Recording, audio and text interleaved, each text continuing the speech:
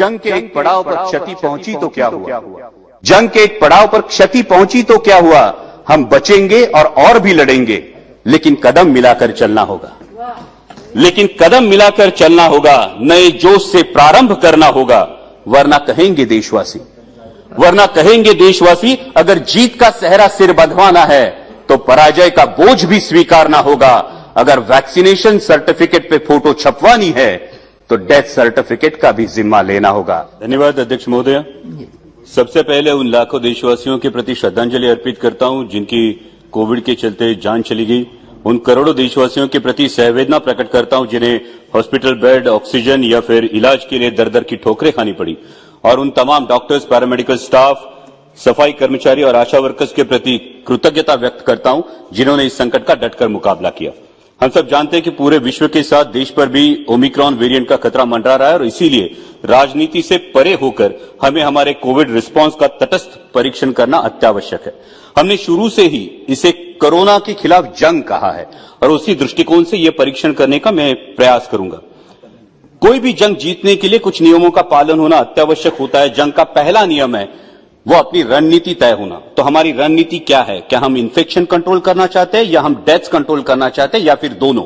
क्योंकि किसी भी पैंडेमिक में इन्फेक्शन कंट्रोल करना मुश्किल होता है और शुरुआती जो कदम उठाए जाते हैं उस पर यह बात बड़े पैमाने पर निर्भर होती है और इसीलिए इंटरनेशनल फ्लाइट्स पर रोक, विदेश से आने वाले यात्रियों की स्क्रीनिंग के साथ ही जरूरी है कि जो कोविड पॉजिटिव पाए गए हैं उनका जीनोम सीक्वेंसिंग किया जाए और डेथ कंट्रोल करने के लिए अर्ली डायग्नोसिस और प्रॉम्प्ट ट्रीटमेंट जरूरी है, जिसके लिए ब्लॉक या तहसील लेवल तक आरटीपीसीआर की लैब की सुविधा और टर्शरी केयर सिस्टम होना जरूरी है।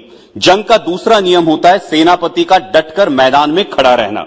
माननीय प्रधानमंत्री जी के नेतृत्व में हम ये जंग लड़ रहे हैं, तो मैं उम्मीद करता हूं कि आने वाले कुछ स्टेट इलेक्शन के बावजूद भी हमारे सेनापति कोरोना के मैदानी जंग में हमें डटकर खड़े दिखाई दे, न कि इलेक्शन रैलीज में। जंग का तीसरा नियम होता है a leader should lead by his own example. जब माननीय प्रधानमंत्री जी 17 अप्रैल को पश्चिम बंगाल में एक चुनावी रैली को संबोधित कर रहे थे, अध्यक्ष महोदय, उस दिन अपने देश में 2,61,000 केसेस पाए गए थे और माननीय प्रधानमंत्री जी की मौजूदगी में सोशल डिस्टेंसिंग और कोविड अप्रोप्रिएट बिहेवियर के धज्जियां उड़ते हुए पूरा देश टेलीविजन के माध्यम से देख रहा था। हमें सावधानी बरतनी होगी कि यह आलम दोहराया ना जाए। जंग का चौथा नियम होता है हर घटक की जिम्मेदारी तय होना। Health is a state subject कहकर केंद्र सरकार अपना पल्ला नहीं झाड़ सकती, क्योंकि केंद्र सरकार ह्यूमन रिसोर्स और टेक्निकल एक्सपर्टीज के बारे में राज्यों से कई गुना ज्यादा सक्षम है। इसलिए आपसी समझदारी से आपसी जिम्मेदारी को तय करना होगा और उसी के साथ केंद्र की जितनी भी संस्था है, जैसे एम्स हो, एनसीडीएस हो, आईसीएमआर हो, हर इस संस्था की भूमिका और जिम्मेदारी तय हो। जंग का पांचवा नियम होता है आवश्यक आयुधों की उपलब्धता एवं तैयारी। हमारी टर्शियरी हेल्थ केयर सिस्टम सक्षम बनाने के लिए अध्यक्ष महोदय सिर्फ मास्क, वेंटिलेटर, ऑक्सीजन प्लांट या पीपीई किट आवश्यक या काफी नहीं है, उसके लिए बहुत ज्यादा जरूरी है स्किल्ड मैन पावर का होना। इस पर हमें ध्यान देना चाहिए और उसी के साथ डॉक्टर्स की ट्रेनिंग और अवेयरनेस भी जरूरी है, ताकि इनडिस्क्रिमिनेट यूज ऑफ मेडिसिन या पोस्ट कोविड या पोस्ट ट्रीटमेंट कॉम्प्लिकेशंस जैसे म्यूकरमाइकोसिस देखा गया और vascular necrosis of femur head देखा गया, इन कॉम्प्लिकेशंस को टाल सके। अब वैक्सीन की इंपॉर्टेंस हम भली भांति जान चुके हैं, लेकिन वैक्सीनेशन में जितनी देरी होगी, जितना विलंब होगा, उतना ही वायरस को म्यूटेशन करने का अवसर मिलेगा। और अध्यक्ष महोदय, यह बात मैं गौरव के साथ बताना चाहता हूं कि कोविशील्ड का उत्पादन करने वाली जो सीरम इंस्टीट्यूट ऑफ इंडिया, ये जो कंपनी है, ये मेरे चुनाव क्षेत्र में है और सबसे ज्यादा वैक्सीनेशन का परसेंटेज जहां देखा गया है वो हड़पसर विधानसभा क्षेत्र भी मेरे चुनाव क्षेत्र में। इसके बावजूद हम हमारे जगदम्ब प्रतिष्ठान के माध्यम से गवर्नमेंट की वैक्सीन छोड़कर भी 5 लाख नागरिकों का वैक्सीनेशन सीएसआर की मदद से हमारे चुनाव क्षेत्र में कर रहे हैं। लेकिन मैं आपके माध्यम से मंत्री जी से सवाल पूछना चाहूंगा कि इस वैक्सीनेशन के बारे में कुछ सवाल अभी भी जहन में है। पहला सवाल तो यह है कि सीरम इंस्टीट्यूट ने यह मांग की है कि दुनिया के कई देशों ने बूस्टर डोज रिकमेंड किया है, तो हम इस बारे में बूस्टर डोज के बारे में क्या सोच रहे हैं। दूसरी बात यह है कि कोविशील्ड लगने में जो अंतर है वो 84 डेज का अंतर है, क्या हम ये अंतर कम करके वैक्सीनेशन का दायरा बढ़ा सकते हैं। तीसरा क्वेश्चन है कि बच्चों में वैक्सीनेशन का क्या स्टेटस है। और जंग का छठा नियम होता है जो बहादुरी दिखाते हैं उनकी सराहना करना। मैं माननीय प्रधानमंत्री जी की, माननीय स्वास्थ्य मंत्री जी की सराहना करता हूं और उसी के साथ हम सब जानते हैं कि महाराष्ट्र बहुत बुरी तरह से आहत था, लेकिन महाराष्ट्र के मुख्यमंत्री माननीय उद्धव जी ठाकरे, डीसीएम माननीय अजीत दादा पवार और स्वास्थ्य मंत्री राजेश जी टोपे ने जो काम कर दिखाया है वो काबिले तारीफ है। और इसी के साथ कुछ प्रशासकीय अधिकारी जैसे हमारे औरंगाबाद तथा संभाजी नगर के म्युनिसिपल कमिश्नर आस्तिक कुमार पांडे ने सुपर स्प्रेडर स्क्रीनिंग से लेकर स्मार्ट एम्बुलेंस तक कई ऐसे कदम उठाए जिनको देश भर में दोहराया गया। हमारे मुंबई के कमिश्नर इकबाल सिंह चहल ने मुंबई की पॉपुलेशन डेंसिटी और केस लोड को मद्देनजर रखते हुए भी अध्यक्ष महोदया ऑक्सीजन की बिल्कुल किल्लत महसूस नहीं होने दी और एक सक्षम पब्लिक हेल्थ सिस्टम क्या होता है इसका उदाहरण पेश किया।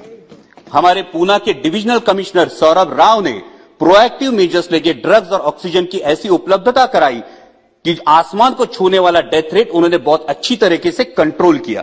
इन सभी प्रशासकीय अधिकारियों, इन जैसे सभी प्रशासकीय अधिकारियों की मैं सराहना करना चाहूंगा। और सातवां और आखिरी नियम जंग का होता है जंग के अप्रत्यक्ष जो परिणाम है उनका ख्याल करना।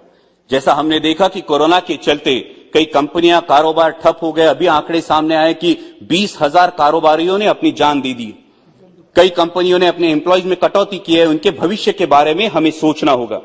इस दौरान बैंकों ने ईएमआई में आम आदमी को कोई सहूलियत नहीं दी। अगर दोबारा ऐसे संकट का सामना करना पड़े तो इस बारे में सर्वांगीण विचार करना होगा।